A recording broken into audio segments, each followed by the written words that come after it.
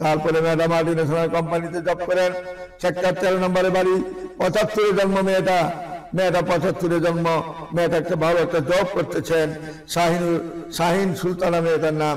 বয়স হয়ে গেছে প্রায় 50। যদি আপনার বয়স 70 হয়, তার কোনো আপত্তি নাই।